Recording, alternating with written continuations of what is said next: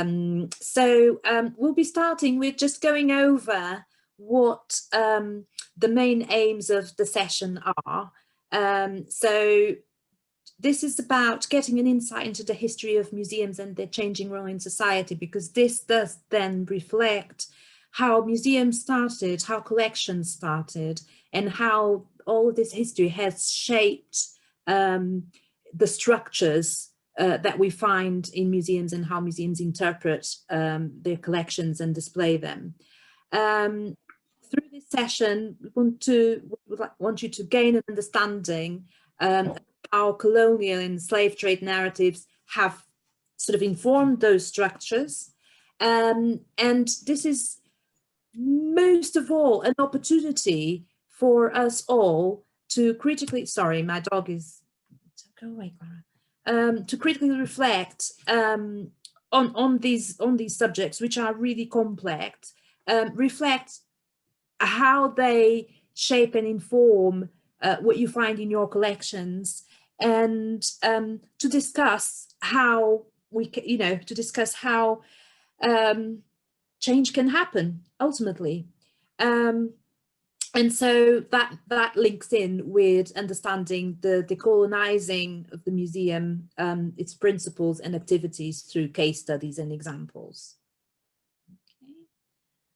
And so I think that possibly the next thing we were sort of looking at is a session timetable. So we started with the introductions and the aims, and then we'll do a historical review of museums and diverse histories, built-in breakout discussions in breakout rooms, so you'll be in small groups, and then we'll be talking about race, and within that critical race theory, talking about different concepts and terminology, and also discussing the events that have happened quite recently in the last year, and how museums and cultural institutions in the UK have responded.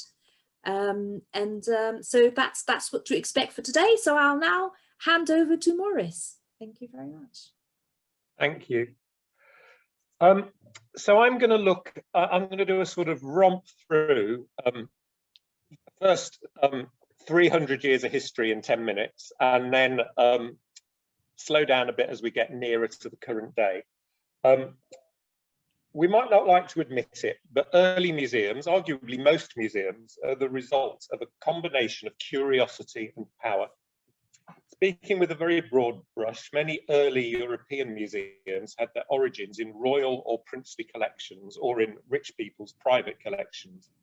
They started with the accumulation of interesting, beautiful, or valuable things by the most powerful white men. And they were sometimes displayed in things called cabinets of curiosities, like this one. So this is from the mid-1600s, and it was a Danish chap collected it, and this is there's a recreation of it in the Natural History Museum in Denmark, and it's basically curiosities, it's wonders gathered from around the world, probably with very little understanding of what those things are, but just with a sense of curiosity, a sense of intrigue at the other, and all gathered together. And really, that's the spirit, with one or two exceptions, that's the spirit that runs right through museums until the mid to late 19th century, just this accumulation of stuff. So in the 17th and 18th century, these museums weren't very well ordered. There was often a strong focus on natural history, on the natural world. And now if we jump ahead 200 years of history covered in a flash, here we come to the natural history displays at the British Museum. This is before the Natural History Museum opened. So the British Museum didn't only used to have stuff made by people from around the world, it used to be full of natural history as well. And I've shown this partly because of the huge numbers of people in there. This is Easter Monday in the 1840s, can't quite remember the day, the year, 1843, I think it is. So this is, it's a really, really busy scene of people intrigued by things from all over the world. Now, some of this stuff would have been paid for. Some of this stuff would have just been taken. And as an example of taken, here's a rather murky slide, but it's got the Elgin marbles over this side. You can see the friezes from the Parthenon taken by Lord Elgin in the early 19th century. And after a couple of decades of controversy, they ended up in the British Museum. And there's endless arguments still about whether they were taken legally or whether they were taken illegally. And in a way, it doesn't really matter. The power relationships and the financial, the economic relationships between the rich white collectors in the colonizing countries, Britain, France, Denmark, Belgium, in those countries, they were just so much more wealthy and so much more powerful than anybody else. It kind of didn't make any difference really in terms of whether it was actually legally acquired or not. And those debates ended up getting you nowhere at all if you look back at legalities from hundreds of years ago. So as well as ripping stuff out of Greece, where maybe it wasn't appreciated, but in a way that's not the point. Stuff was taken from Egypt. This is the Louvre, so this is France. And then a little bit later, from 1900, this is the Egyptian room in, I think, the Kunsthistorische Museum in Vienna. So it wasn't just Britain doing this. It was most European imperial nations. As Britain and other imperial trading nations got wealthier and people traveled more, they purchased or took things from more and more places, from Africa, from Australian indigenous communities, from India, less so from China or Japan, which weren't colonized. It's interesting to reflect there's not that much in European museums from Thailand, because Thailand was never colonized. It's the only country in Southeast Asia that wasn't colonized. The power and wealth relationships mean British collectors could get pretty much whatever they wanted. And it was, of course, a one-way trade. We don't see bits of Stonehenge in museums in Greece. The Egyptians weren't in the market for English churches, and even the Italians weren't traveling enough to collect British paintings, in contrast to how the British collected Italian paintings. Or maybe the Italians were satisfied with the superiority of the Roman and Italian things that they already had and just weren't interested in things from Northern European countries. For this to happen, it was critical that Europeans were physically present in other countries. If Africans had been ruling Europe, then maybe there would be lots of French things in Nigeria, who knows? But as Europeans were the curious colonizers, things from around the world were taken to Europe rather than vice versa. In addition, of course, the wealth that enabled Europeans to travel, to employ people to collect and transport the things they acquired, to display them in fine buildings in Europe, much of the wealth that paid for that came from colonialism, from the work or slave labor of people in other countries, as well as from the work of poorly paid people in European countries. Many people today, most people today, I think, see those relationships as not only unequal or exploitative. I think everybody agrees there's a degree of inequality and exploitation, but a growing number of people see these relationships as fundamentally violent. And of course they were violent. In the case of enslavement, extremely violent.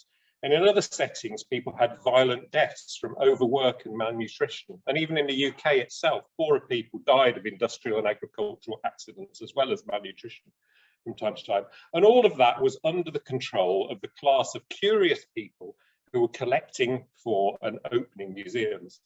All that beauty and creativity underpinned by exploitation, violence, and death.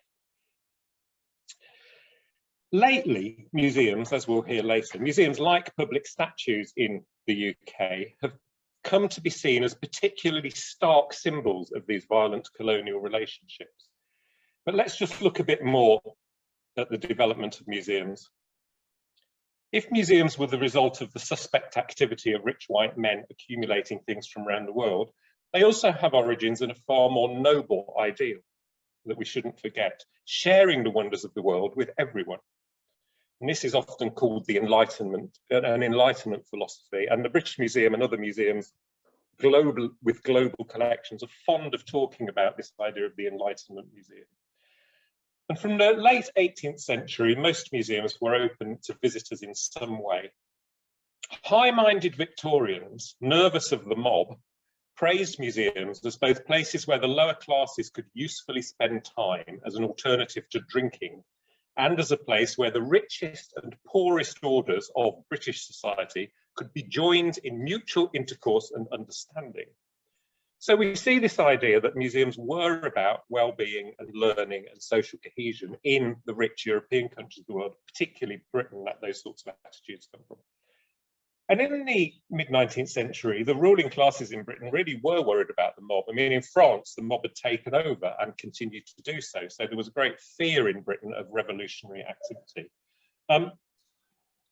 In evidence to a parliamentary select committee in 1841, they were told that at the British Museum, the lower orders behave with perfect decorum and conduct themselves with strict propriety and laudable curiosity. So all this stuff was being brought to Britain, partly used for quite straightforward social impact purposes, I suppose. It was clear to people there was a social and economic benefit of having this stuff. And I say that because often people are sometimes dismissive of repatriation claims because they say, oh, people only want it back for the tourism. But a lot of this stuff was coming into public museums because of the benefits it would have on society. So those in a way, those impact factors of museums have always been there. Another select committee was told that at the National Gallery, men who are usually called mob cease to become a mob when they get a taste. People such as shoemakers, masons and joiners display a great deal of wonder and pleasure in the National Gallery.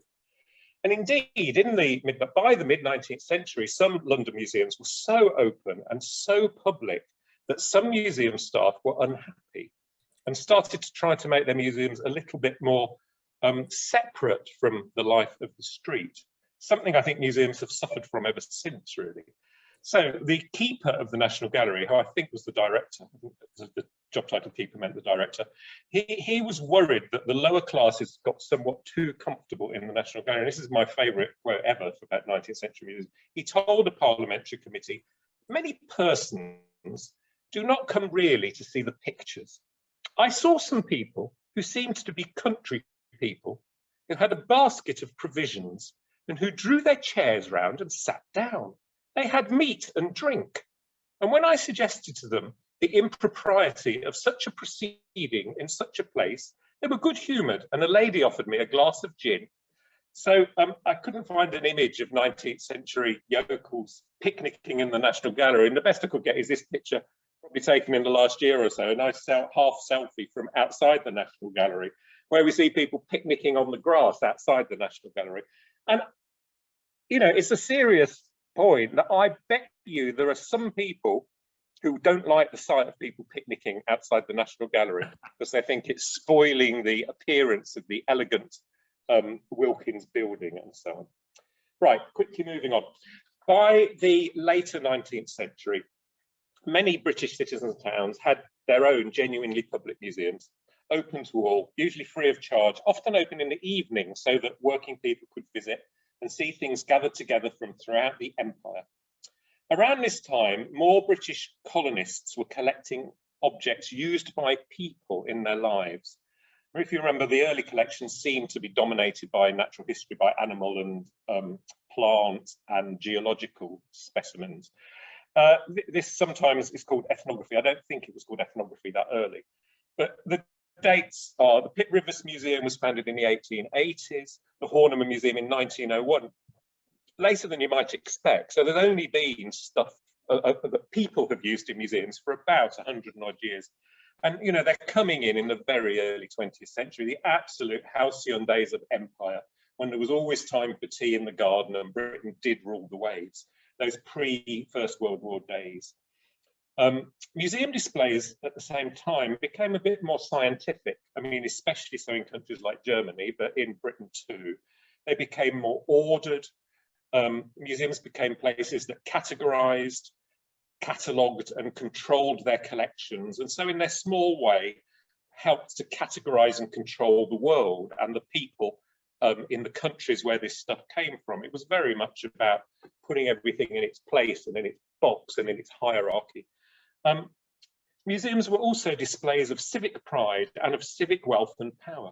What a fine and civilized town we are, gathering this miscellany of things from the local area and the empire and ordering it so we can come together and learn from it. As I've said, much of this was done with noble intentions to give all citizens the opportunity to educate and improve themselves and hopefully behave better as a result. But it was only possible because of Britain's position of power in the world. Imperialism and industrialization had now made not only individuals rich and powerful, but local councils, individual towns, individual cities were also rich and powerful in global terms. So all their residents could benefit from the presence of a local museum. Of course, many of the people who made the things now in museums could not benefit from the museum at all. They didn't have the means to travel to Britain. And later in the 20th century, as immigration got controlled more and more tightly globally, even if people had the means to travel now in this country, even if people had the means to travel to see things now in this country, now in Britain from their history, many people would actually find it impossible to get permission to enter the country. They simply wouldn't be issued with a visa. Okay, so we're now moving on to the 1950, I'm doing 1950 to 1990. Then we'll stop for a quick break in case you have any questions or comments, and then we'll pick up from 1990. So becoming even more broad brush, in the mid-20th century, museums rather faded from the public eye. There was perhaps more spectacle and interest at the cinema or on the radio, and in their classifications and systematizations of the world, museums were frankly becoming a bit boring. They were seen as scruffy and dusty. They were underinterpreted, and when they were interpreted, it tended to be technical and jargon-ridden and expect a high level of pre-existing knowledge. Strangely, museums erroneously thought that they could be neutral, that history and culture could somehow be presented, or sorry, histories and cultures could somehow be presented objectively, and that museums should strive to be neutral. And this tendency even continues today in some museums, and it's odd because as early as 1961, 60 years ago, E.H. Carr published What is History, with its clear account of the inevitable biases of history and a standard text for every university history department right back to the 60s. Museums in the UK perhaps began to spark back to life in the 70s. As Britain became a post-industrial nation and factories all over the place closed down, people started to collect things from and create museums at former industrial sites. And so the sort of classic start of all this was Ironbridge. And here we see on the left-hand side, these are all from the Bliss Hill site, the main open-air museum bit at Ironbridge. And here we see it when it was just a derelict site. And these are a couple of planners from it was a new town, a whole new town, almost a small city being built there. And it came within the boundaries. And these are two planners from the city, as the city's just being designed. And well, what can we do with this? And I think this is really, really important. I mean, just look at these images. These are a museum. On the right-hand side, this is Bliss Hill relatively recently, what goes on there. And it is so different to the kinds of images we were seeing in the 19th century. It's a completely different kind of museum. And these museums were essentially museums of working lives. They were a little bit museums of technology, but it was more about the lives. And it tied in well with a growing interest in the history of ordinary people. And it significantly broadened the scope of museums beyond the interests and stories of the upper and middle classes. So, you know, you get this huge, this is Avencroft Museum of Buildings, which is near where I grew up in Birmingham. And I just kind of love this. So this is nail making. So there was a whole tradition of people having little mini factories in sheds in their back gardens or shared between a few houses, and people made nails. It's quite possible that the chap here on the left is someone who may have, as a boy, maybe his father worked in nail making and he actually saw this happening in his own house, because a lot of the people who lost their jobs in industry went on to actually be the main demonstrators in these museums and to work in them and to help set them up. But this is a much more recent photo, and this is some young bloke today, in a way keeping, you know, probably his family's traditions and the traditions of his area alive. And I think I'm showing this because it's obviously the critical point, the two critical points here. I think firstly, it's a complete shift in the kinds of histories that became of interest to museums. And secondly, the people themselves who were involved in this history or this life or this culture are fully involved in the interpretation and presentation of this to a contemporary audience. So it is a very big shift. I'm going to rattle on because I'm getting near time. There were problems, of course. Like much of 19th century and 20th century Britain's public and professional lives, many of the things in museum collections, even in these new museums, and so many of the stories that were told were more associated with men than with women. They were more associated with what you might call able-bodied people than disabled people. And museums had very little in their collections that related to the lives and experiences of the growing numbers of people who, since the 1950s really, moved to Britain from former colonies. And unfortunately, not really many, if any, museums really identified it as an important issue.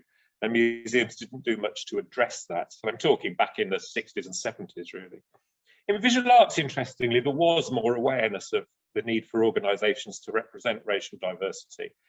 And there was an absolutely seminal report in 1976 written by a woman called Naseem Khan called The Arts Britain Ignores. And this report had a huge influence on art, theatre, particularly visual art, music and so on. And I think it's a real shame that there wasn't a similarly high profile report from that time on perhaps the heritage that Britain ignores, or the museums in Britain that don't exist. And in the case of England, museums have only been the responsibility of the Arts Council for about 10 years. And again, I think things might be rather different if the Arts Council had got responsibility for museums much earlier, because they were much more aware of the need to broaden the representation of museums. So around this time in the 1990s, late 1980s, 1990s, a very small number of museums were starting to occasionally address race, both social history museums and ethnographic museums, particularly as a result of the changing nature of anthropology as an academic subject. Social history museums gradually began to include women's lives, but there was extraordinarily little on Black lives or on disabled history or gay and lesbian history, much slower coming. I think the idea is we'll stop here for a quick moment in case anyone would like to make any questions. And then in a minute, Isilda's going to pick up the story from the 1990s. I'll stop sharing so we can see each other. So if you've got, oh, sorry, there was a slide saying if you've got any questions, put your hand up or just unmute and say something. So if you've got any questions or comments, we'd be very pleased to hear them.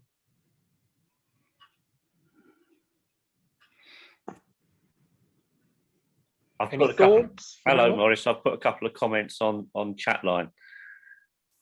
Just, oh, what have you said? Sorry, it kind of broadens your commentary a little bit. Because it's you know, the way people acquired artifacts, you know, was of course many and various and often highly disreputable, if I could just use that word. But you know, the French were doing it to us, the French were doing it to the Prussians, the Austrians to the Tsars, and you know, were trading. And I mean, I think after the Battle of Waterloo, when Napoleon was finally defeated, the Prussians took back a large number of objects that Napoleon had previously nicked from them, and you know, it's a kind of no, I think, and that was my point about the no, absolutely. And as you said in the chat, not that it makes the situation better, absolutely. No, certainly not. Certainly, and I put that comment about Ted Carr down there because you know, What is History is a book that I used to use with my students, but one had to be quite aware that there's substantial criticism of people like Carr's work. Huge. But I think it's probably not relevant. I think the point. I think the point is he was aware of the biases even in his own work and would never claim his work was neutral, however accurate, I suppose he tried to be. I've got a hand up from Howard. Yeah, just a quick question, a quick clarity. I'm very familiar with ethnography and ethnographic research. I've never heard the phrase ethnographic museum. So I wonder if you could just explore or clarify that for me. Yeah, so the museums, I don't think they do it so much anymore, but museums like the Pitt Rivers Museum and the Horniman Museum and what used to be the Museum of Mankind, which was the sort of beyond Europe bit, or beyond Europe and China bit of the British Museum, they certainly used to call themselves ethnography museums, and they called their subject discipline ethnography. I think in other countries, it tends to be called world cultures a bit more now, which I think is just as problematic. So I think it might be the case, I don't really know, that the sort of related subject discipline in academia might be more often called anthropology. I don't know how that sounds. Yeah, I suppose I was just curious because I'm not so sure how you create an ethnographic museum, because its whole pretense is less physical. In many senses, it's about stories, cultures. So no, I was just curious as to why there was a capital E, capital M type thing, but that's fine, I understand. Yeah, no, it's definitely a sort of self-categorization that kind of museums and that kind of museum collection uses, I think, to call themselves ethnographic, even though they are mainly material culture and not the associated sort of stories and so on. Yeah. Isilda, do you want to pick up from 1990? Yes, I'll pick up from 1990. I'll stop sharing the slides again. Okay. We do have one question in the chat. Oh, right, sorry. And it says, can someone recommend a more modern examination of bias in history than cars rather than museums per se? Well, I mean, it's really moved on because of decolonizing the curriculum, I guess. So it's become much more about the scope and the canon. I don't know if there's a definitive, I mean, I'm sure there is a definitive book on it. I don't know what it is. If anyone else knows a really good book on, in a way, bias in history or the scope of history, it might be useful if they could add it into the chat. Just sorry, I know you want to move on. I'm desperately trying to get in here because I'm a military museum, and my boss, this is a personal collection. He's a rich white man of a certain age who has collected an enormous collection, which is now an accredited museum and a charitable trust, and we now have trustees and all the rest of it, so we've done all the good stuff. But he is still resistant to interpretation because he says, if you start interpreting, you have to take a political stand. And we are not a political entity. We're an object-led museum. And I can't get through to him that just by being a military site, militaria is political by its very nature. And so that's really what I'm very keen on taking away from this today, is how to take him on that next step to actually interpreting his collection. Because we have everything here from, I don't know, a Rorke's Drift rifle to a striped pajama. You can't get more political than that. That comment you made about the assumption of a lot of prior knowledge in the visitors, you know, he has this assumption that our visitors already know what they're coming to see. They're looking at it as a reference. So I'm hoping to find some ways to unpick this to make it a much more accessible collection.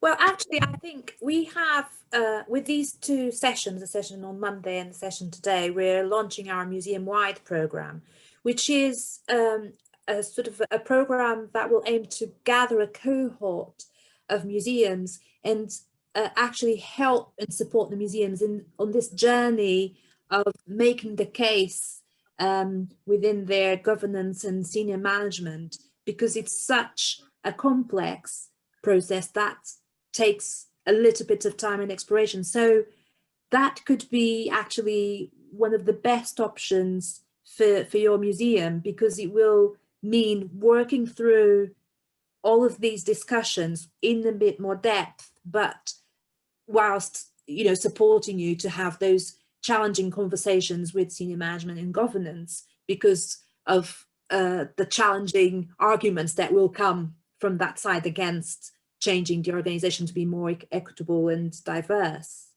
So do look out on the Southeast Museum Development training page, because this is going to come up very soon in terms of the details.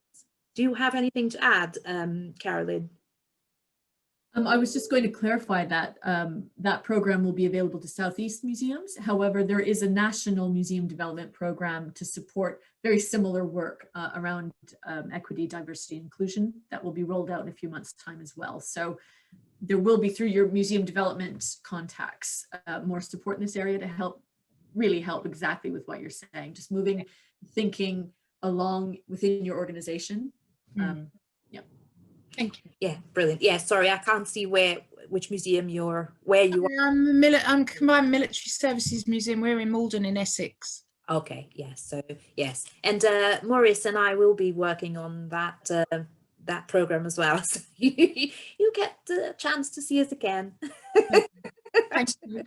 Hopefully that will be a positive. I'll start sharing again, Isilda. Oh, yes, because we'll have, yes, please do, because we'll have. There you go. Okay. Oh, hang on. I've got to resume. Yes. So, there we go. That's it. Okay, next one. Okay, so what I have to do actually before, let's do this. Okay, so so from the sort of late 1990s, about 1997, they have New Labour in power, and New Labour bring with them quite a different approach to the role of cultural institutions in society, and has a specific focus on social exclusion. So that was a priority in New Labour government. And so the Department for Culture, Media and Sport, then now we know it's Digital Culture, Media and Sport, worked with the policy action team, looking at how the sectors in the CMS could help tackle poverty, could help tackle skills gap, could help address training needs. And so there's a shift in the expectations from cultural practitioners, and particularly museums have picked up on this particularly strongly, because now when you look at 2021, and if you look at where other cultural organizations are in terms of accessibility, in terms of inclusion and diversity, in terms of projects, museums have really led on this and model excellent practice to a certain level on working very collegially with different sectors in society.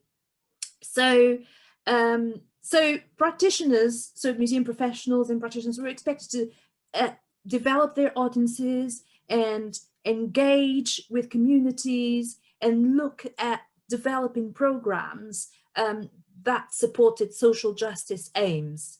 And so this is, some academics will call this a sort of a new museology wave, where the relationship between museums and their audiences is framed in a different way. So there's a shifting sort of balance of power on, you know, apparently, not to say that in real practice, because otherwise we wouldn't be here now. But definitely the change is from museum professionals, curators and keepers looking at the collections as the ultimate value in the museum, and actually starting to understand that they need to look a little bit away from the gaze of the object into the narratives and voices and the communities around them.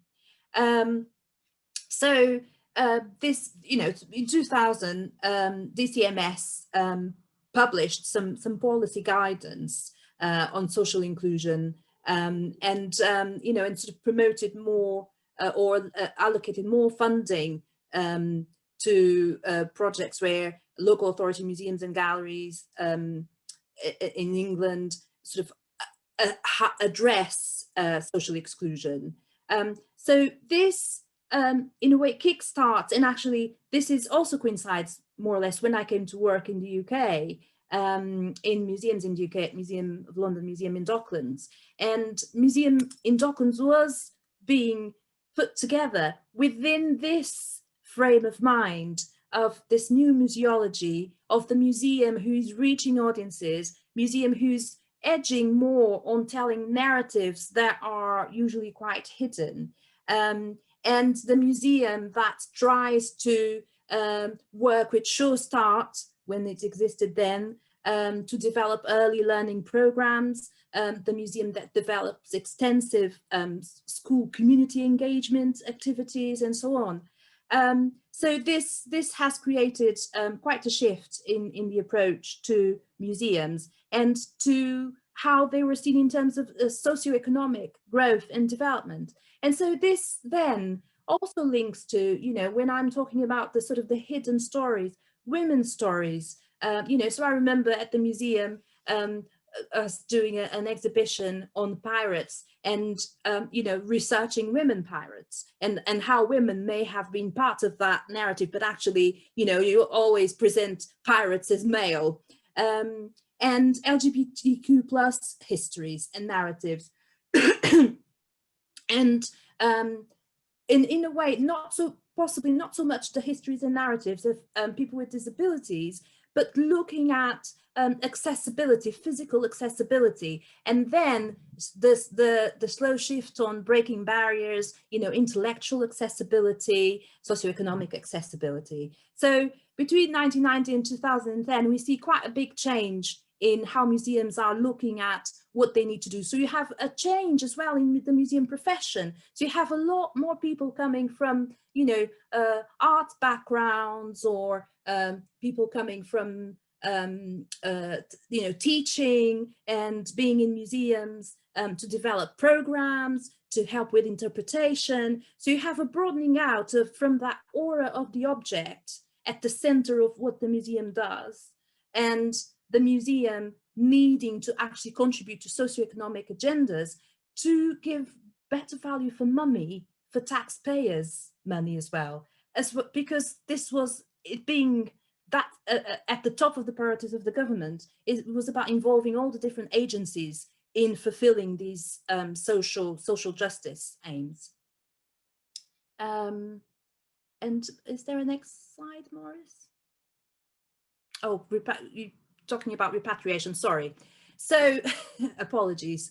So within this, this sort of approach to museums, and starting to think about the different histories and the different narratives, how museums and museum collections were put together, and what the objects meant, and the fact that they were in that location rather than where they should be, because a lot of these objects, as you can see on this image from the World Cultures Gallery, the World Cultures Museum, that actually you have all of these objects gathered in one display case.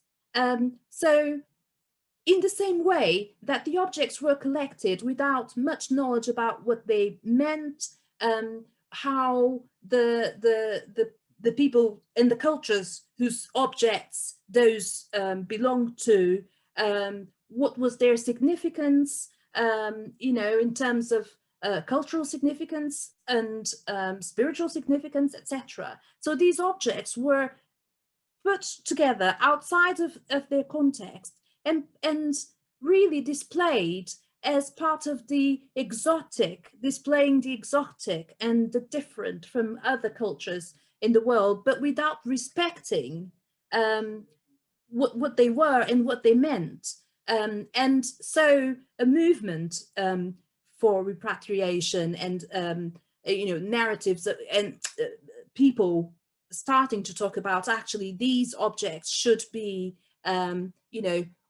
they have a history that is not a history of appropriate and proper acquisition, and that should be corrected. Also because, not just because these objects are here without the consent and permission and, outside of their context, but also because some of these objects were part of a much bigger set of material culture settings and representations. And so taking them away somewhere else was demeaning that and impacting on that, and it was impacting on what was of value to a certain culture. So this is all in the frame of mind that the Western culture is superior and is, it is their right to bring it into another place for the purpose of education and dissemination, without consideration of the importance these objects had for those cultures themselves.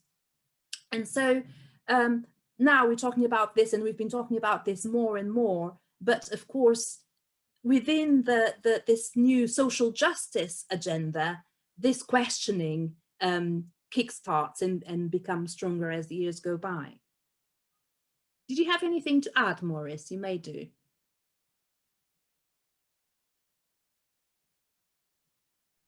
I think the only thing I would add is that in the 90s, you do get some, just talking about repatriation, you do get some museums, Glasgow, Exeter, Manchester, returning some things to countries of origin in response to requests.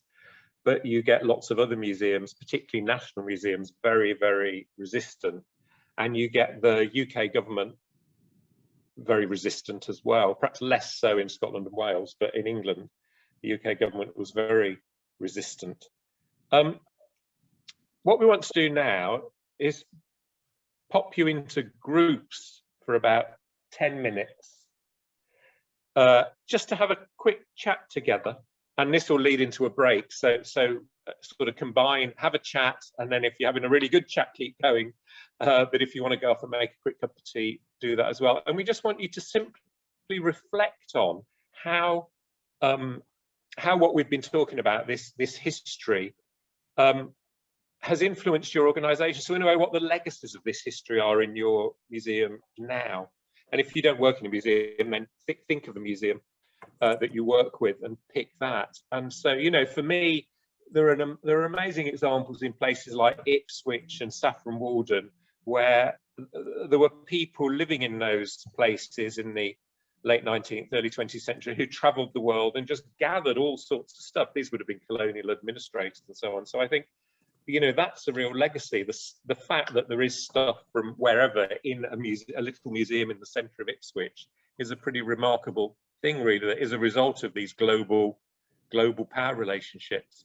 I'm convinced that in every single museum there is something that is connected to empire, without exception. And so I just ask you to reflect on that. So we're going to be talking about critical race theory and what it looks like in Britain today in terms of ethnic diversity, and then linking all of these concepts we've talked about with colonialism and imperialism, because they're at the root of this, the sort of construed ideas around race, Western superiority and white superiority, and and also the regulatory role the museums had in the 17th, 18th and 19th century, as Maurice discussed. And we'll be talking about young activism and Black Lives Matter and decolonization of the curriculum. So critical race theory, oh, sorry, clicked on it a little bit.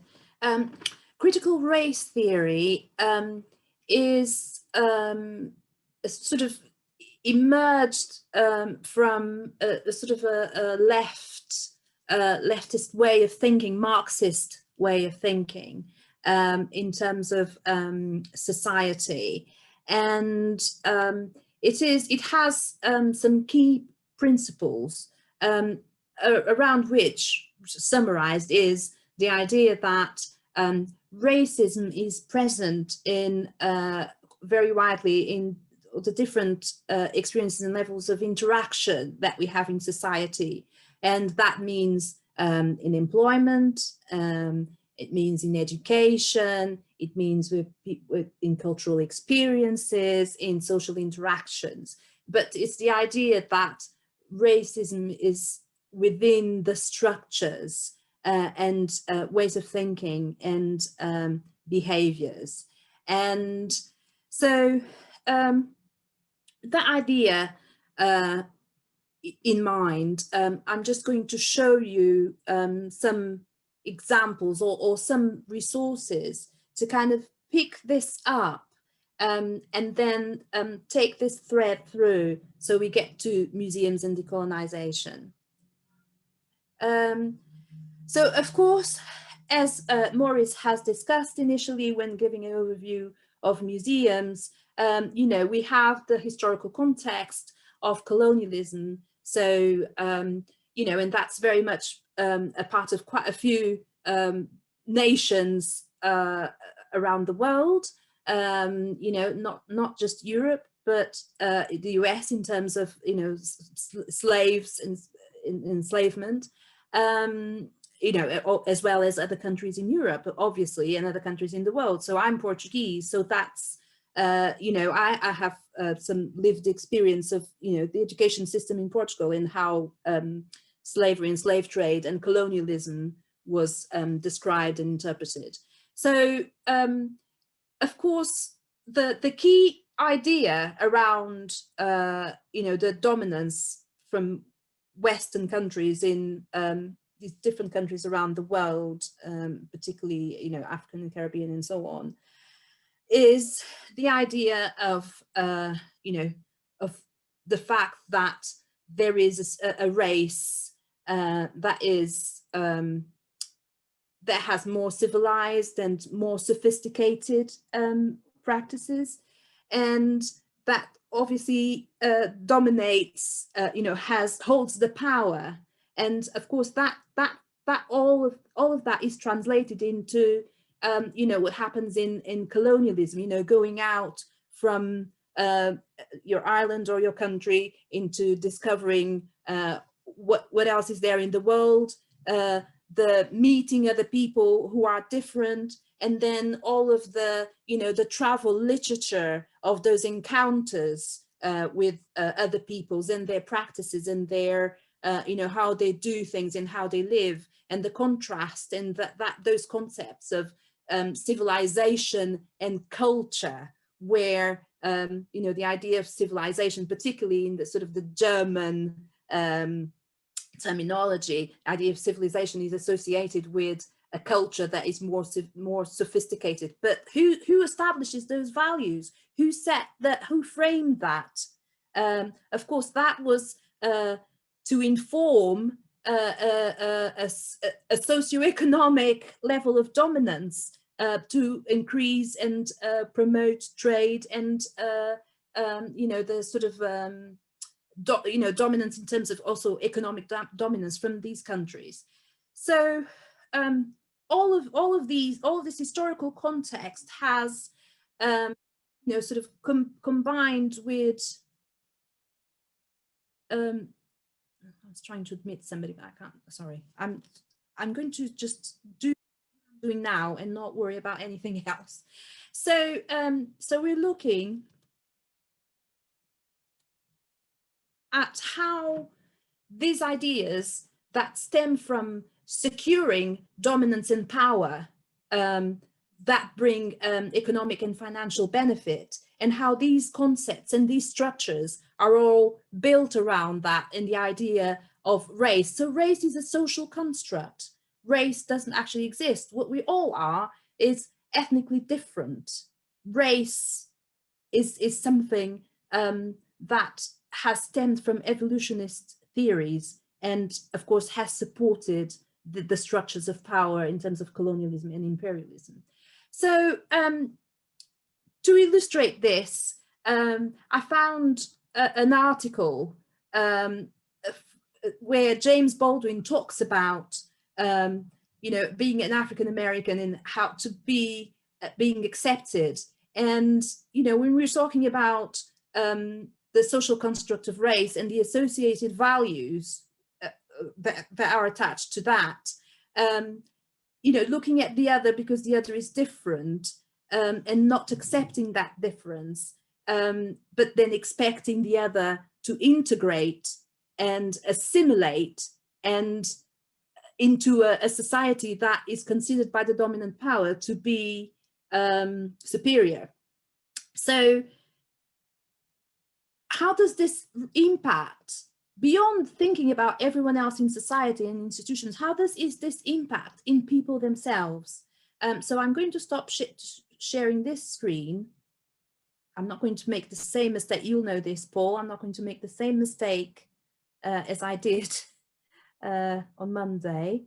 And I'm going to see if I can find, no, I can't find it here.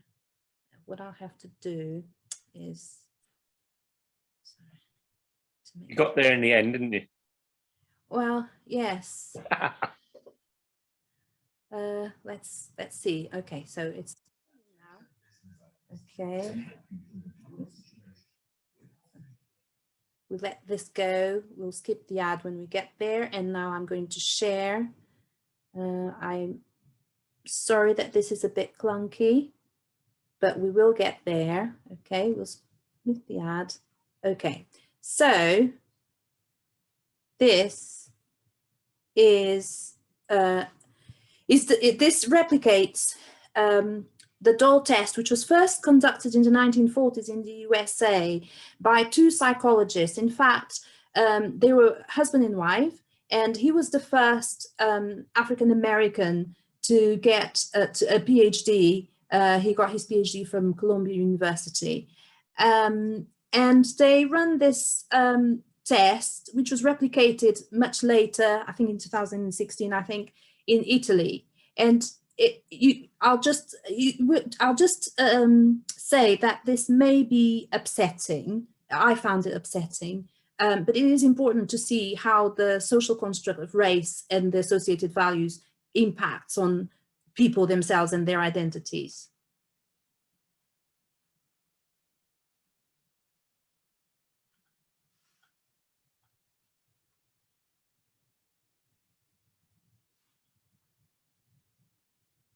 Oh, sorry.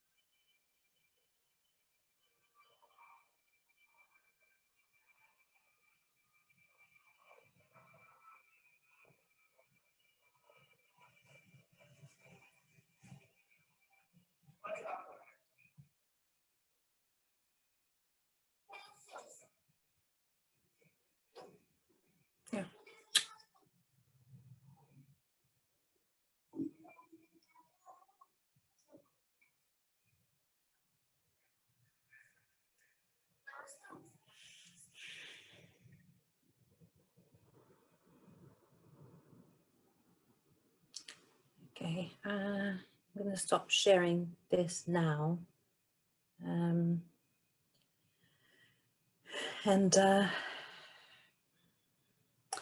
As you can see, it's the impact it has in terms of children's own perception of others around them and themselves. Okay, so we're now going on to talk about race a little bit more, and I will share with you. It's a bit clunky, this. I'll try to find a better way of doing it. Okay. Where are we? Okay, this is where we were. So, current slide.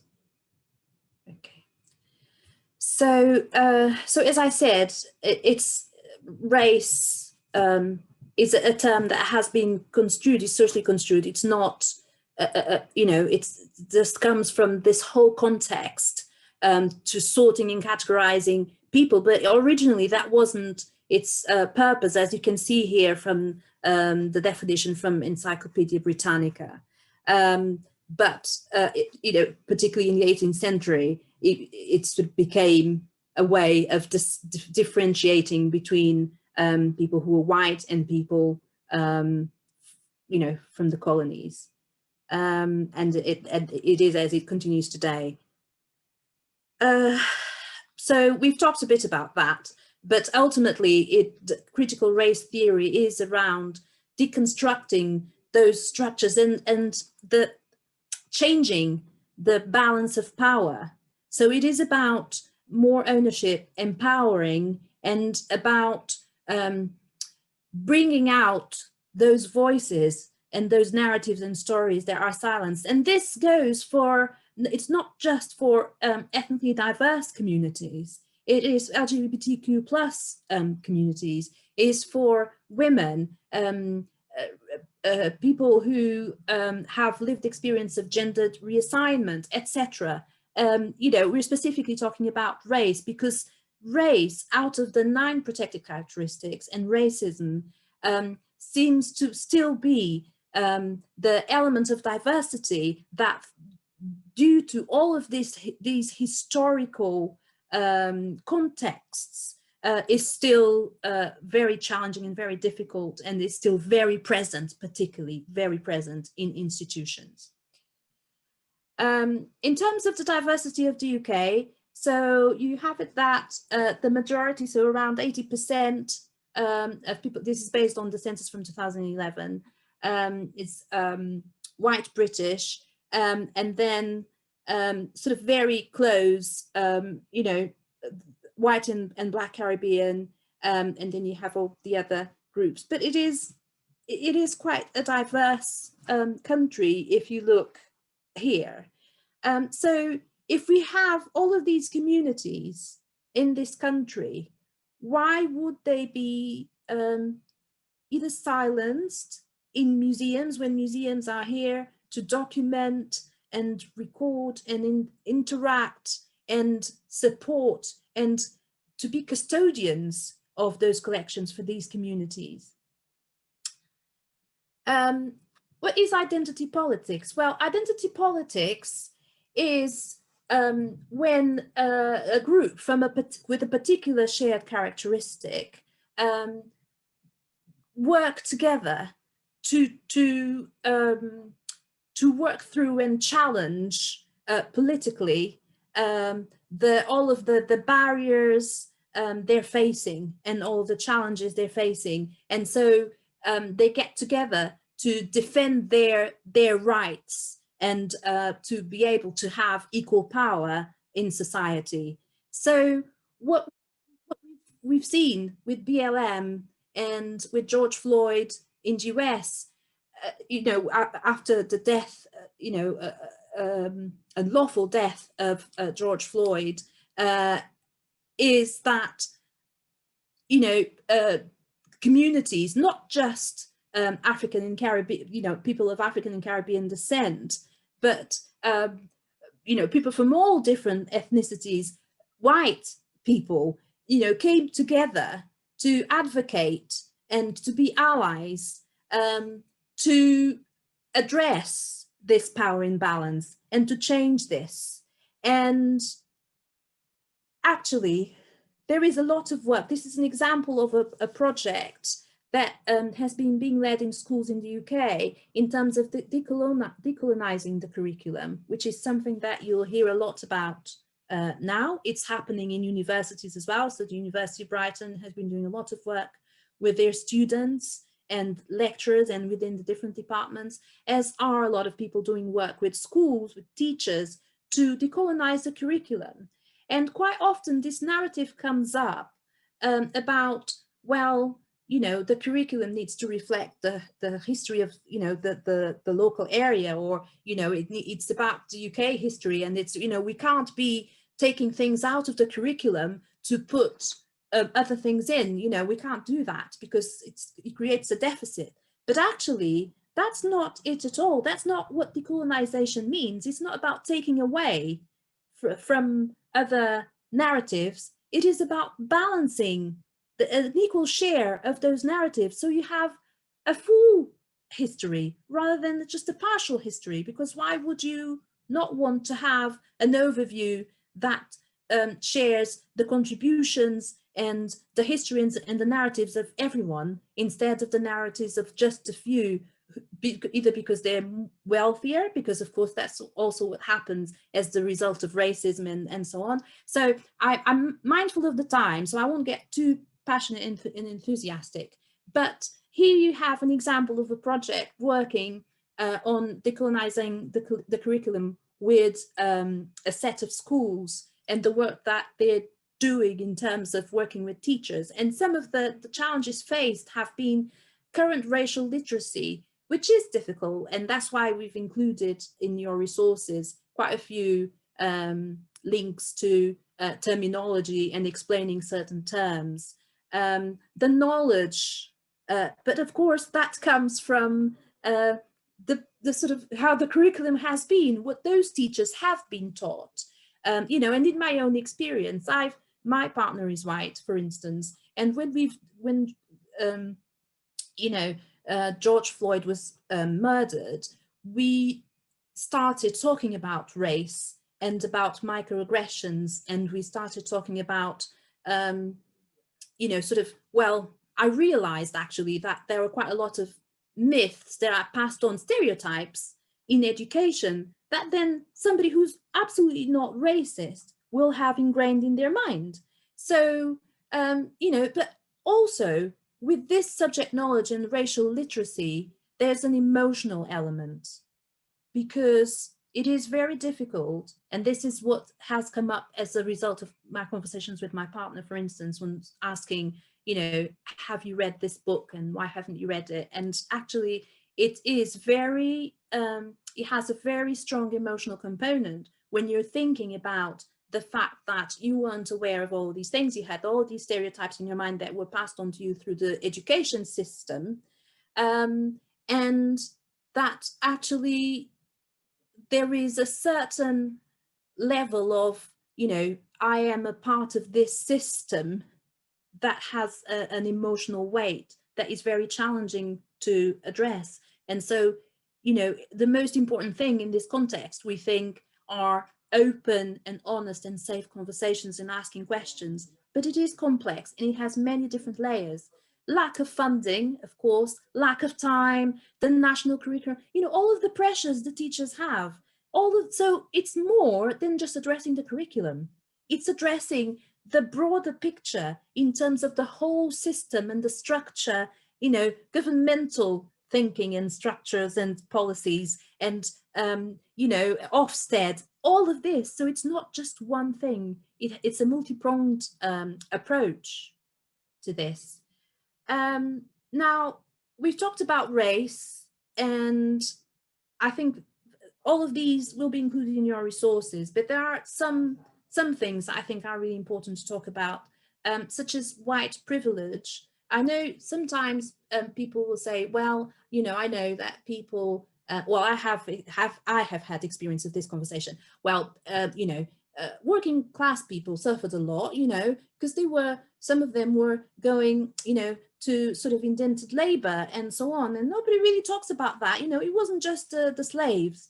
And aside from the fact that one thing doesn't take from the other, you know, nobody's saying that the working class in the UK hasn't had a really challenging time, and really, you know, we can't say that social justice has necessarily reached everyone in terms of socioeconomic status, but we're talking about something a bit different, which is if somebody white goes into a shop, you know, nobody's going to make the assumption that they're going to shoplift. But I am middle class, I'm not white, and I have experienced that when sometimes I've gone into a shop and immediately the security is behind me.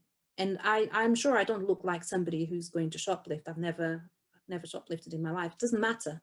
But this is what we're talking about when we're talking about white privilege, is the fact that because of your race, there is a set of assumptions and experiences that somebody who's white will not have. You know, when you're going to give birth to a child, when you're white, nobody is going to, if you're a white couple, whatever, same sex, whatever, doesn't matter, but if you're a white couple, nobody is going to comment on the sort of the color of the skin of your baby. Whilst on Radio 4 yesterday, I was listening in Women's Hour to women talking about women in mixed couples, mixed heritage couples, talking about people commenting on how white their baby was and asking them several times if it was theirs because they're black. So people do not even conceptualize the idea that people are just people, you know, race has such weight. Or people saying to me, for instance, oh, mixed heritage babies are so beautiful. You know, your baby's going to be so beautiful. I always find them so beautiful. But this was, for instance, something that a friend said to me, a very, very dear friend who is not racist in the slightest. So I have had to have that conversation in the past. And this is what we talk about. So we're going now from white privilege to microaggressions. You know, when we're saying, you know, I know that this is hard, but actually, you know, such and such, you know, again, going back to working class, because it's usually the example, you know, working class people have had, you know, they've had extreme poverty. So, you know, we're talking about slavery, but, you know, we're talking about black people in the 50s and 60s, but, you know, everyone was, you know, minors. And this is just dismissing, you know, the lived experience that is incredibly traumatic, that has had repercussions up to the 21st century. Then the terminology, I know that people may find sometimes this confusing, but BAME, so Black and Asian minority ethnic, is no longer a term that should be used. It's not appropriate because it groups people all in one. So in a way, you know that some of the stereotypes, or, you know, that are played on, you know, as black people all look the same. You know, I've had people saying, oh, I saw your sister in church the other day. I don't have a sister. So that would never be possible. I'm the only person from my family in the UK, you know, but it's a black, or, you know, or somebody says, oh, there's a black person moved into the flats in it. Do you know them? You know, I don't know. Do you know the person, the white person who's moved into the flats? Well, you know, all of these things that people don't think about, but they are microaggressions because they are just solely focusing on your characteristic of your ethnicity, the color of your skin, to interact with you in a way and make assumptions. And colorism is another issue.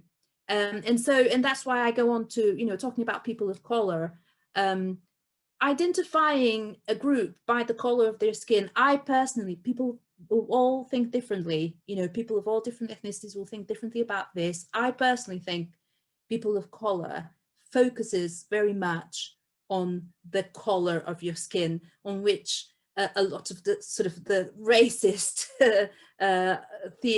sort of racist positioning is based on. It is on, so I don't like that term, and I, don't use BAME or BME, but I tend to use people from diverse ethnic backgrounds, ethnically diverse communities, ethnically diverse groups, because actually, when speaking to people, and whenever you're not reporting formally, you should find a way.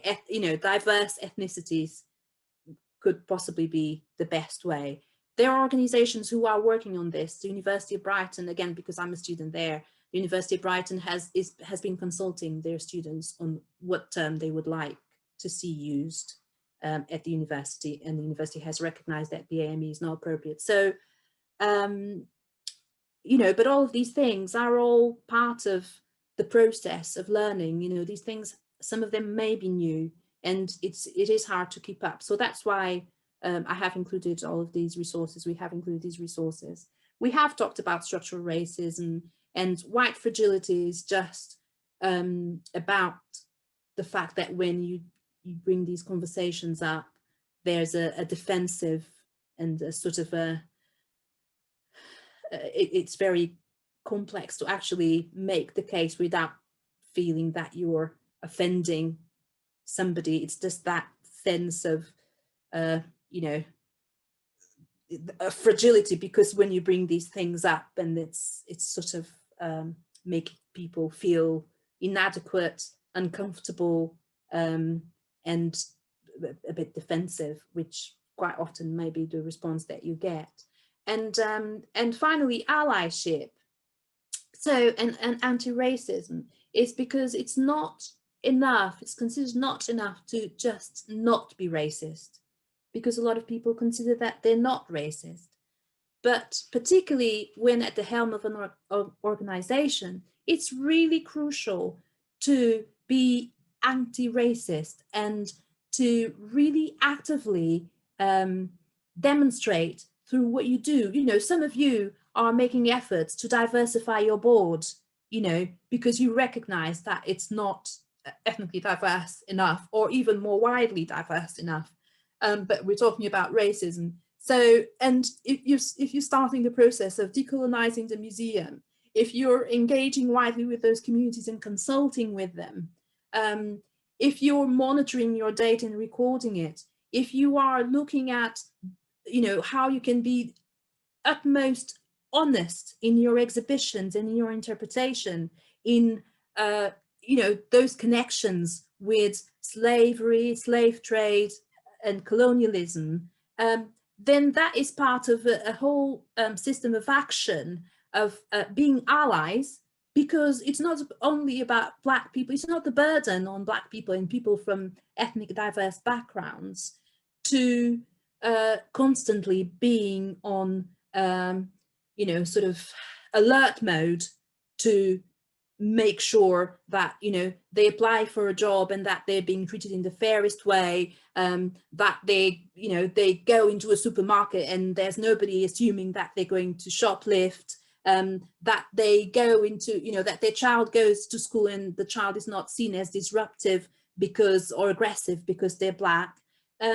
It is about the fact that we're all in it together. It's our history, it's our world. So allyship is it's everyone's responsibility. It's not just the responsibility of those who are campaigning for their equal rights. When a society, when everyone has equal rights, that's when society is fair to everyone, independently from their characteristics.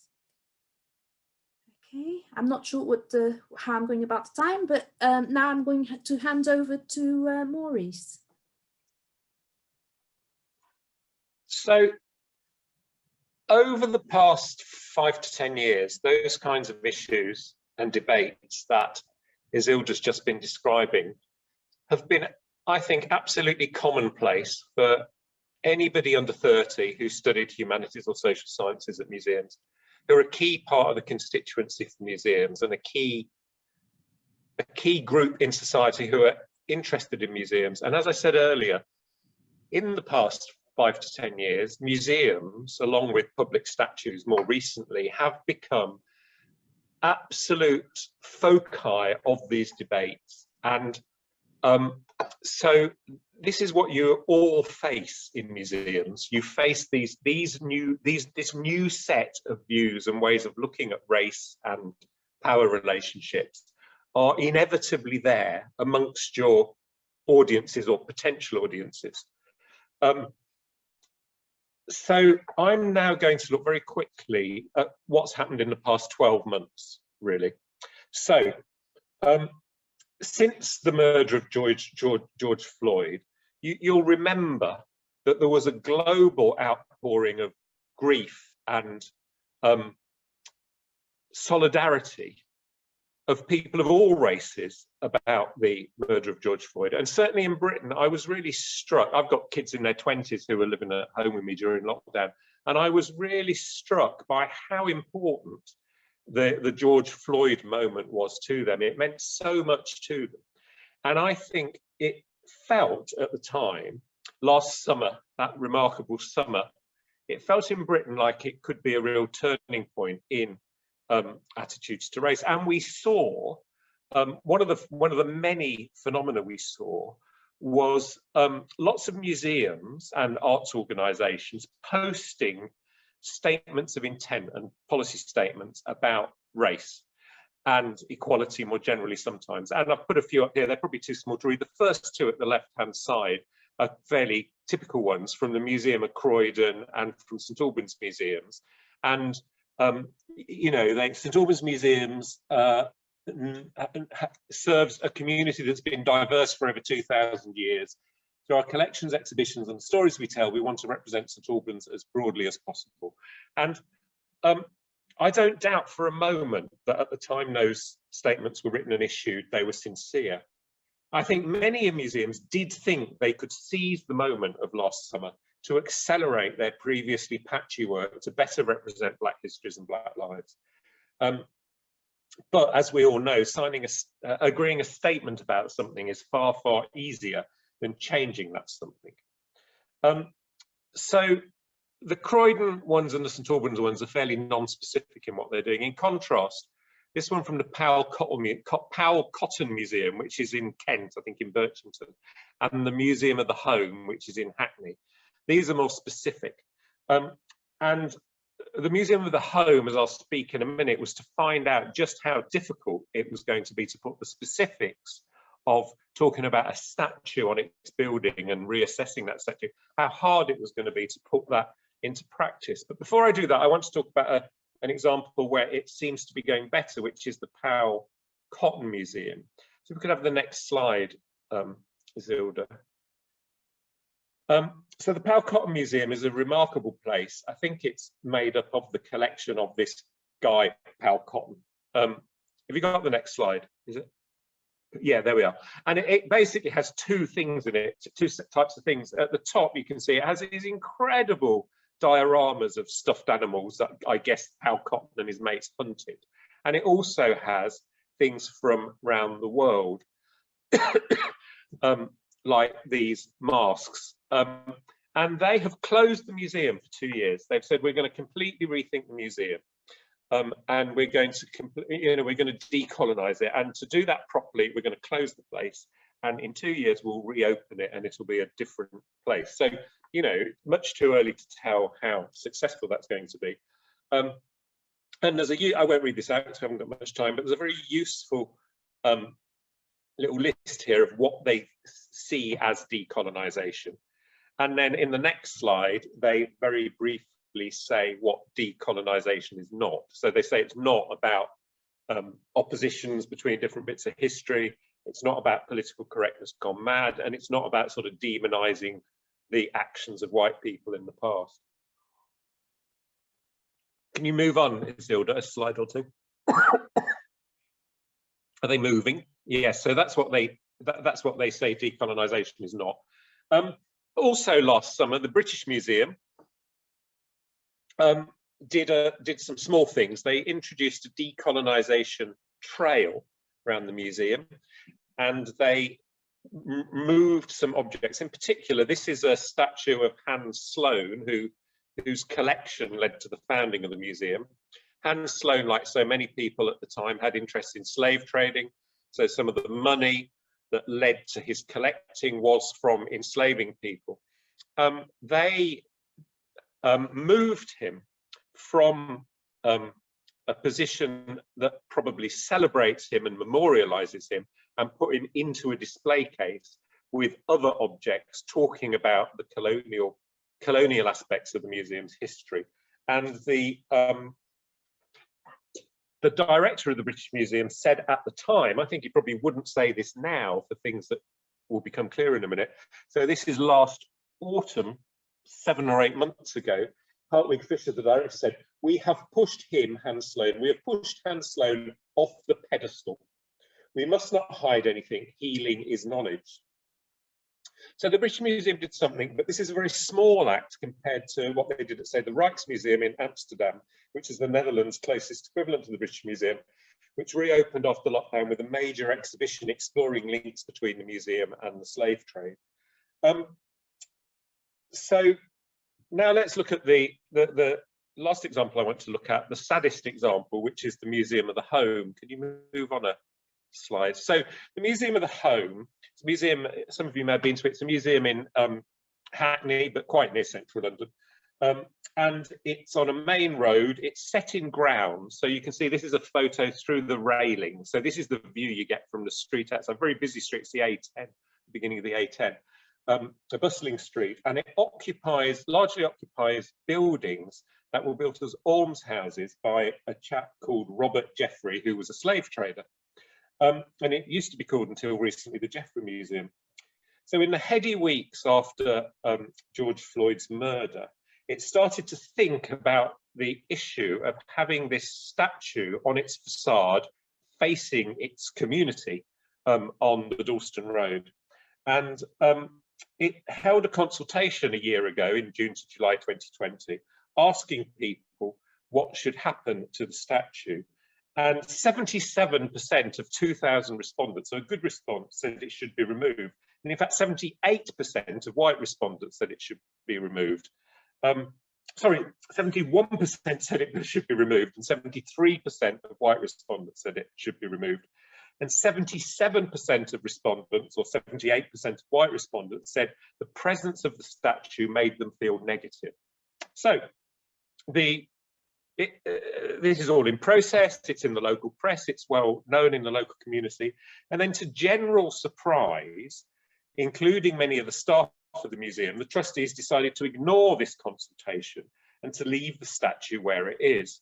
So this is an article from the day, can't quite read the date, from the Huffington Post, and it also includes within it a film of the statue of Edward Colston, who was a very prominent Bristol figure, who was a major slave trader. And you might remember he was ripped from his pedestal by the mob, if you like, and rather wonderfully, they threw him into the harbour, which is where the source of his wealth came from, the ships in the triangular slave trade. And the slaves didn't pass through Bristol, but the goods that were traded as part of the triangular slave trade did. So why, sorry, carry on to the next slide of the Jeffrey Museum. So after the trustees announced they weren't removing the statue, this led to protests outside the museum. So I think this is August or September last year. It's interesting to note that I think the majority of the protesters are white. There's a few people of colour there. And then a few weeks after this, the statue was, some might say vandalised, some might say reinterpreted. So if we go to the next slide, I think what was done to the statue was quite a gentle act compared to what was done to Colston in Bristol. Is the next slide coming? That's it. So I think it was quite a clever act. Oh, gone too far. Can we go back one? You lose the dramatic timing on Zoom, don't you, with PowerPoint? So, I mean, it's quite a nice artistic act, really. His hands were painted red. And as someone slightly less elegantly wrote on the gatepost, the blood of Geoffrey's hands is the blood of our ancestors. So it was, you know, he has blood on his hands because he was a slave trader. So why did the Geoffrey Museum say, no, we're not going to remove him? Well, what's really interesting is that it became clear that Oliver Dowden, the Secretary of State for Culture, had written to the Geoffrey Museum, that they're a nationally funded museum, and he had written to them and said, if you take, it basically said, if you take the statue down, you're going to be in trouble and we might cut your funding.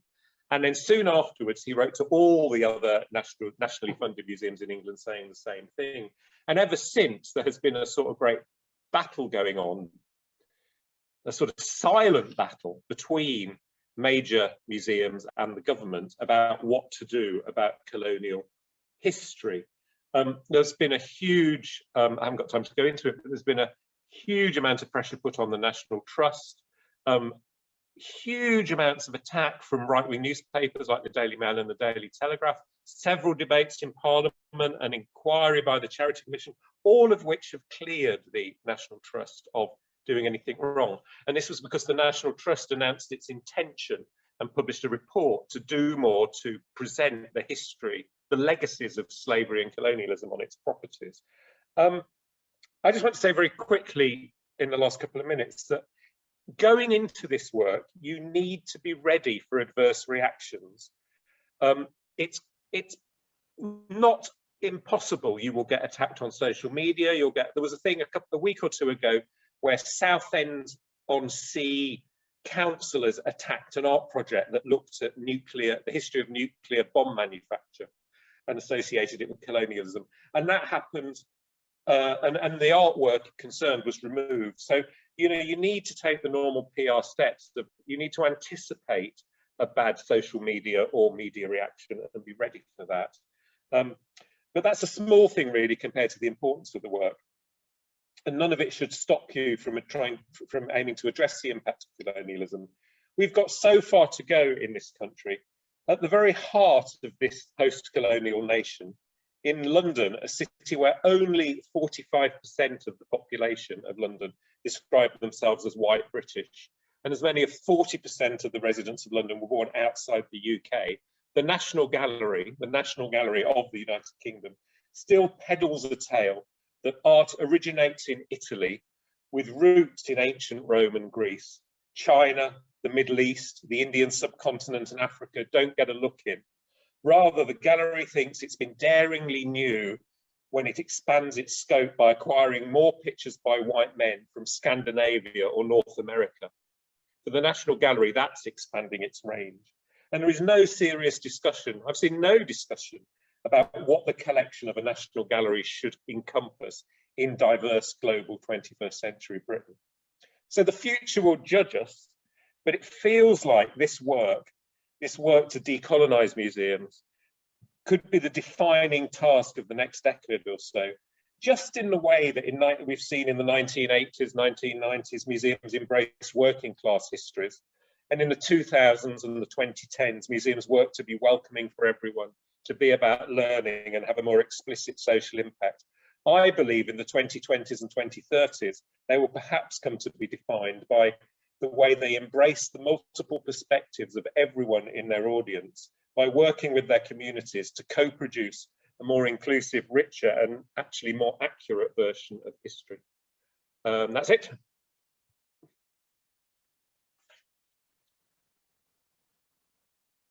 So I've forgotten I was muted, sorry. We've got like 2 minutes left if people want to ask some questions or make some comments. Stop sharing. Do you want to stop sharing, Isilda? Might be easiest to use put up a hand in the, either wave your hand or use the hand put up function if you have something you'd like to say. Yeah, Howard, is that a new hand? Yeah, sorry, it is. I was just interested in your phrase, a more accurate interpretation of history.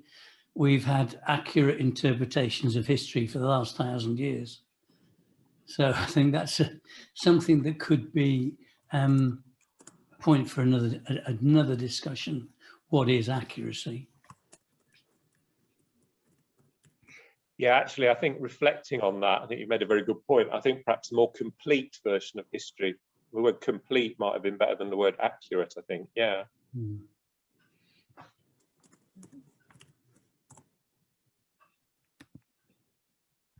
Okay. So It's perhaps worth saying, isn't it, Isilda, that this session is a bit of a taster for the whole programme you're doing for South East Museums. Do you want to say something about that quickly? Yeah, so these two sessions, the session on Monday and the session today, they are mainly introductory sessions. They're to provide the context on why it is so important to develop your equity and equality action plan. And so we have a full program, museum-wide program, it's called, which is run by Caroline and her team, and which I'm leading on the sessions, and we developed the program, and the focus of it is to work with a cohort of museums on exploring the journey that involves advocating for equality, equity, diversity, and inclusion in your organization, involving your board in this, and getting, and your senior management team and your other colleagues, the wider organization. And it includes training and support, includes some one-to-one support, some mentoring and coaching, but it also is about exploring these in more detail and equipping organizations and museums on dealing with challenging conversations around decolonizing the museum, diversity and the equity, with different stakeholders. So they might be your volunteers, they might be your audiences, your existing audiences, they might be your board or colleague, from that to sort of support with your equity action plan, to a self-assessment, to sort of establishing what your priorities are, because actually one of the things that Alex has put on the chat was, sometimes it's really hard, and it is really hard to to focus on one specific characteristic and then making the case for prioritizing that. But actually having an equity action plan really helps with that, because then you can show that the commitment is there, and that you have thought through all of your priorities, and it's all, it's not just coming plucked out of the air. This is something that you've done some work on, and you've set the context. So yeah, so museum-wide is the way to go, just because it will give you an opportunity to be with a cohort, to have deepened conversations and interactions that are supported, a bit of mentoring and coaching and one-to-one support. And it is about upskilling and providing tools. And particularly, just as Maurice said earlier in this session, it is about conversations. I have found out when doing diversity inclusion work with different organizations across the sector, that members of staff have said that having conversations has been the most important and impactful way of exploring and addressing issues around equality, diversity, and inclusion. So there's a hand up. That is me. Yes. I think. Which is really for Maurice. Hello, nothing personal, Maurice, but I'm a little bit concerned about the comment you made about the statue in Bristol that got hurled into the harbour, and the graffiti on the museum in London, because I wouldn't like to think that you're condoning people in criminal actions.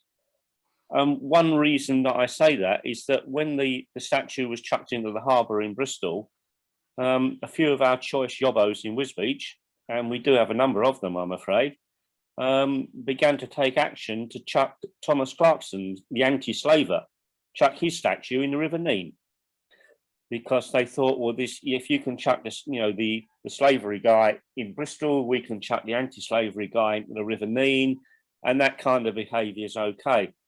And that's why I'm a bit alarmed at what you might have said there, because it does encourage people to break the law.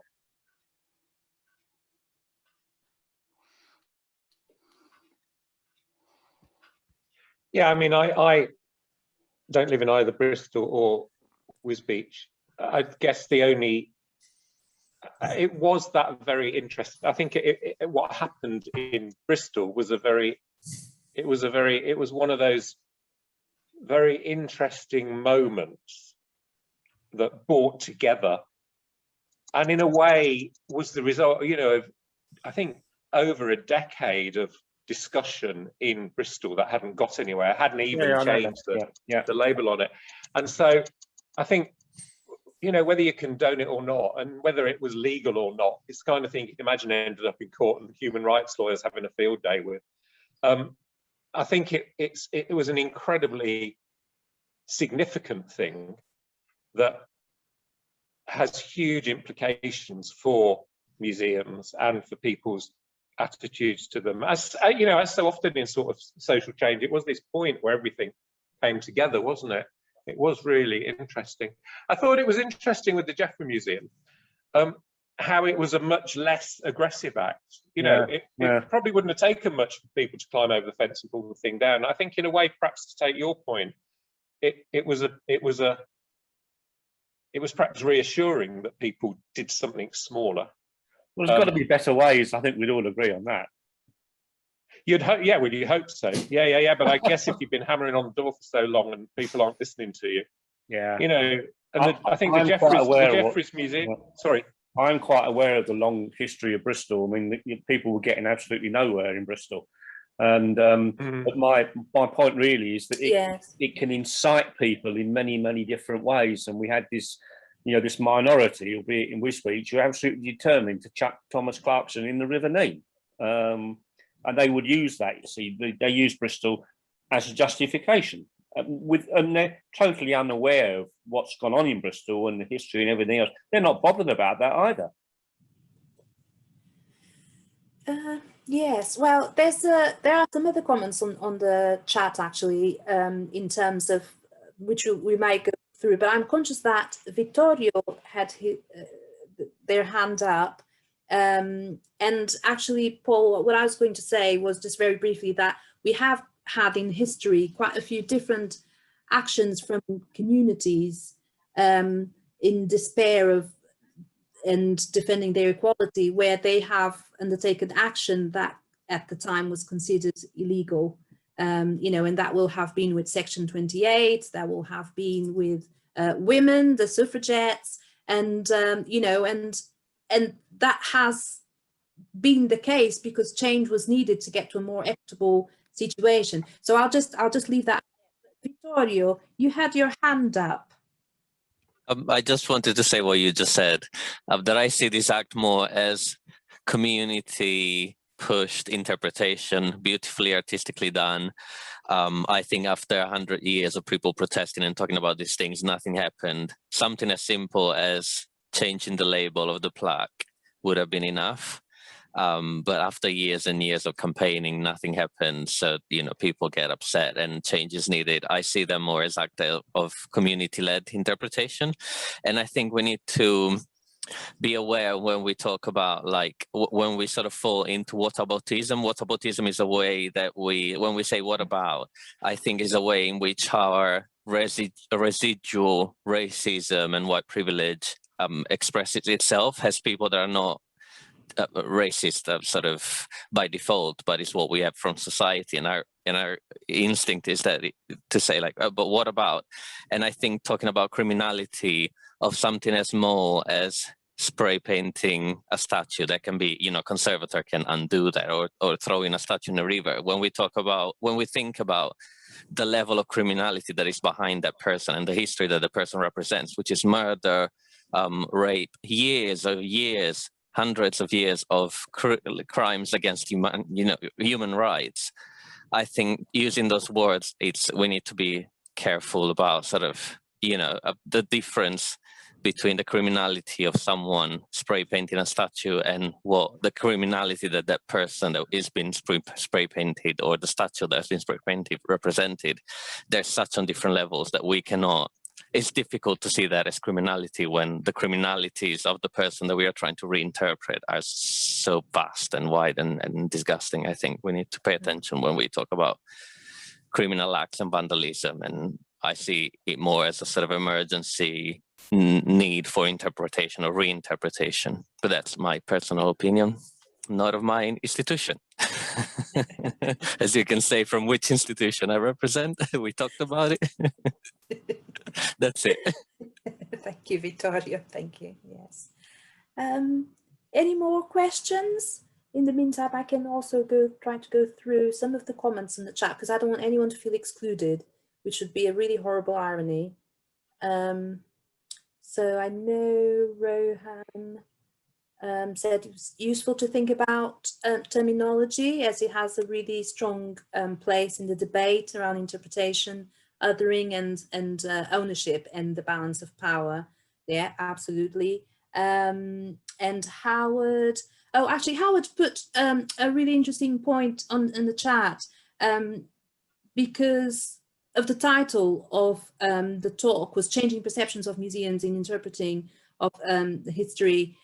And actually, yes, there is some support and some resources that go into how you sort of approach this, that starts with framing, but also the fact that actually what we meant with the title of the talk was to provide a historical overview of those perceptions and how they've changed, and a little bit how they've positioned the museum professional within that, and the museum itself.